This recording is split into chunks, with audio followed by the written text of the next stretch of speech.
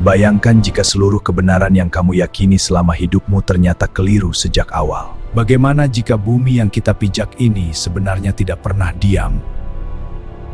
Di abad ke-16, pertanyaan ini dianggap berbahaya, bahkan terlarang. Karena menentang kosmos berarti menentang Tuhan. Namun satu buku akan mengguncang keyakinan 1400 tahun. Untuk memahaminya, kita harus kembali ke dunia sebelum Kopernikus dilahirkan. Selama lebih dari 1000 tahun, manusia memandang langit dengan keyakinan yang sama. Keyakinan bahwa bumi adalah pusat dari seluruh alam semesta. Model ini diciptakan oleh Claudius Ptolemeus, astronom besar dunia kuno. Dalam modelku, matahari, bulan, dan planet mengelilingi bumi. Pergerakan mereka mengungkap keagungan dan skala alam semesta. Bukan sekadar sains. Ini adalah kebenaran yang disucikan. Gereja mendukungnya, kitab suci meneguhkannya. Menolak geosentrisme berarti menolak tatanan ilahi. Namun langit menyimpan masalah yang tak bisa diabaikan. Planet-planet kadang bergerak mundur di langit malam. Fenomena ini disebut retrograde motion. Perhatikan, menunjuk-menus gerak. Ptolemeus menjawabnya dengan lingkaran di atas lingkaran.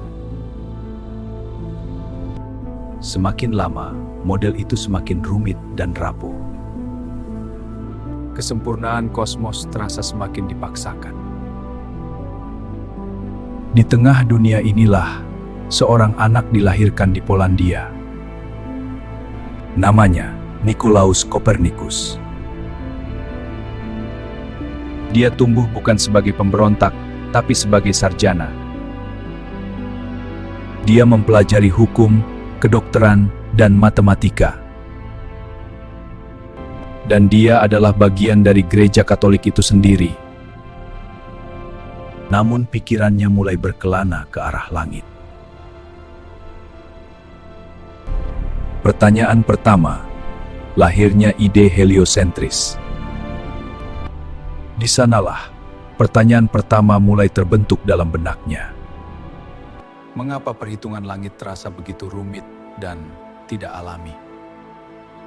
Apakah alam semesta benar-benar dirancang sekompleks ini?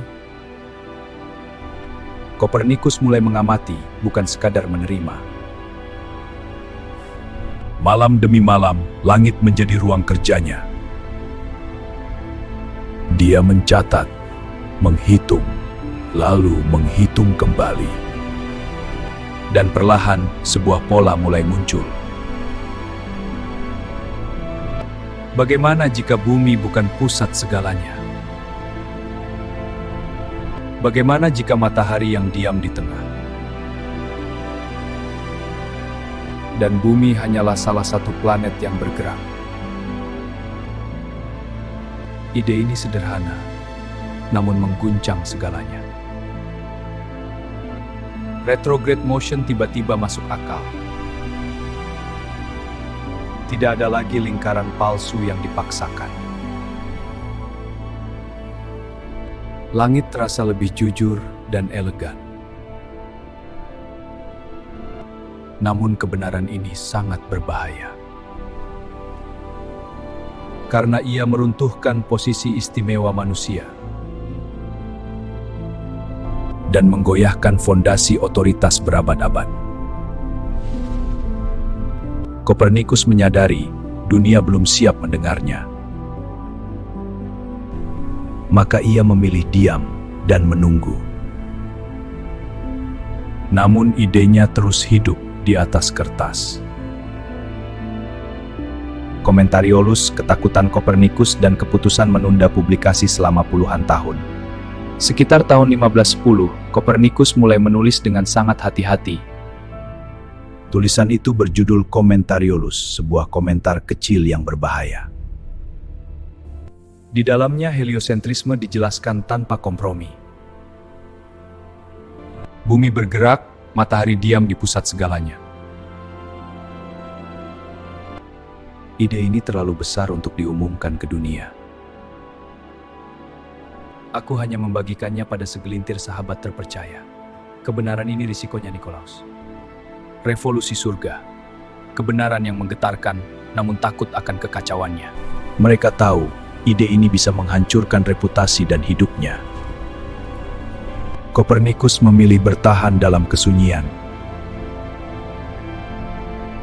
Tahun demi tahun berlalu tanpa publikasi apapun.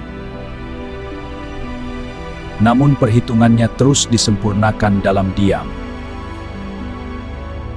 Kopernikus menunggu waktu yang tepat, atau mungkin keberanian.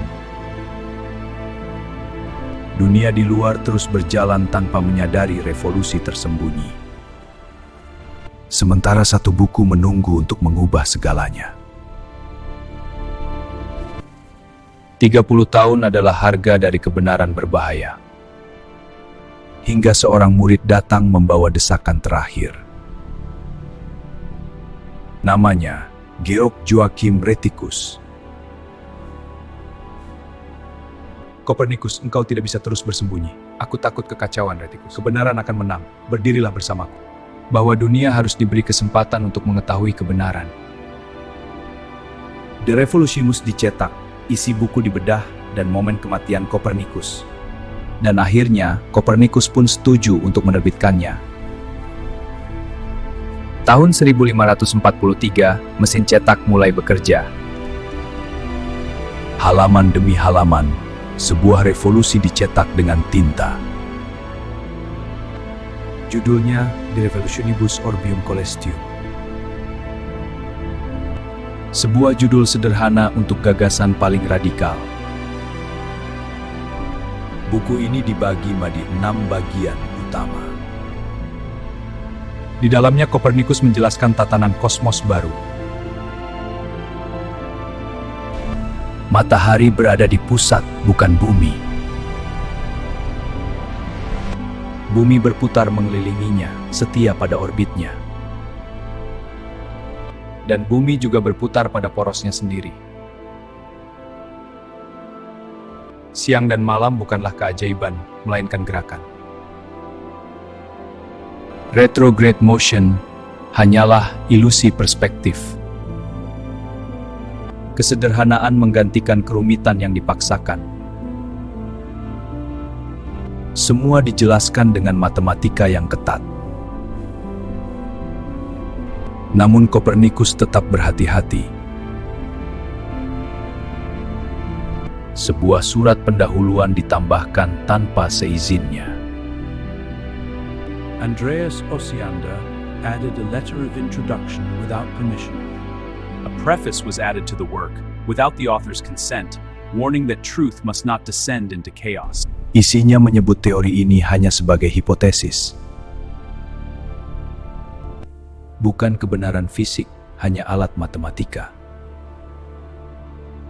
Strategi ini menyelamatkan buku dari hukuman langsung. Namun Kopernikus tak pernah melihat dampaknya. Reaksi dunia, larangan gereja, Galileo, Kepler, dan Newton. Salinan pertama tiba tepat di hari kematiannya. Awalnya, dunia nyaris tak bereaksi, terlalu sunyi untuk sebuah revolusi. The Revolutionis terlalu kompleks, hanya sedikit yang benar-benar memahaminya. Namun ide besar tidak mati, ia menunggu waktu. Puluhan tahun berlalu, dunia mulai mendengar bisikan Kopernikus. Tapi kita setia pada kebenaran. Dan akhirnya, perhatian gereja pun tertuju padanya. Tahun 1616, gereja mengambil sikap, teori ini dilarang. The Revolutionis masuk dalam indeks buku terlarang. Karya besar ini dibelenggu demi menjaga status quo. Namun satu pria menolak untuk diam. Galileo melihat apa yang tak bisa dibantah. Langit tidak sempurna. Bulan berbintik. Matahari bernoda. Venus memiliki fase. Data berbicara lebih keras dari kitab. Tahun 1633, Galileo diadili. Namun kebenaran tetap bergerak. Johannes Kepler melangkah lebih jauh. Orbit planet ternyata tidak sempurna, tapi elips. Alam semesta tidak kacau. Ia tak ada hukum. Lalu datang Isaac Newton. Kopernikus benar. Alam semesta tidak berpusat pada kita. Revolusi Kopernikan hingga refleksi manusia modern. Inilah momen ketika manusia kehilangan tahtanya di pusat semesta. Bumi bukan pusat segalanya. Hanya satu planet kecil. Kesadaran ini mengguncang cara manusia memandang dirinya.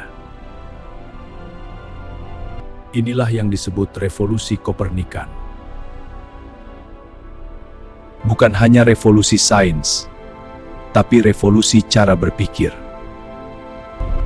Otoritas lama mulai dipertanyakan. Bukti menggantikan dogma. Pertanyaan menjadi lebih penting daripada jawaban lama.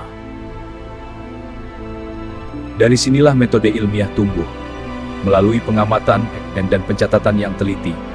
Observasi, perhitungan, verifikasi. Dunia tidak lagi dijelaskan oleh otoritas tunggal. Pengetahuan menjadi milik umat manusia. Dari teleskop sederhana hingga observatorium raksasa. Kita mulai menjelajahi langit, bukan menyembahnya. Wahana melintasi planet membawa rasa ingin tahu manusia. Semua ini berakar pada satu keberanian intelektual. Keberanian untuk berkata, mungkin kita salah. Pertanyaan itu mengubah arah sejarah. Dan terus bergema hingga hari ini. Semesta luas, dan kita masih bertanya. Hari ini, kita hidup di dunia yang dibangun di atas pertanyaan Kopernikus. Teknologi, sains, dan kebebasan berpikir lahir dari sana. Namun maknanya jauh lebih dalam dari kemajuan teknologi. Kopernikus memaksa kita melihat diri sendiri dengan jujur. Kita bukan pusat alam semesta, tapi bagian darinya. Kesadaran ini merendahkan sekaligus membebaskan. Karena kebenaran tidak membutuhkan kita sebagai pusatnya. Ia hanya membutuhkan keberanian untuk dicari. Kopernikus mungkin wafat tanpa tahu dampaknya. Namun idenya hidup melampaui zamannya. Ia mengajarkan kita untuk meragukan hal yang paling pasti. Untuk bertanya, bahkan saat dunia melarangnya. Setiap revolusi besar dimulai dari satu keraguan. Dan satu pikiran yang berani melawan arus. Pertanyaannya kini ada pada kita. Apa yang hari ini kita anggap mutlak? Dan beranikah kita mempertanyakannya? Karena disitulah revolusi berikutnya menunggu.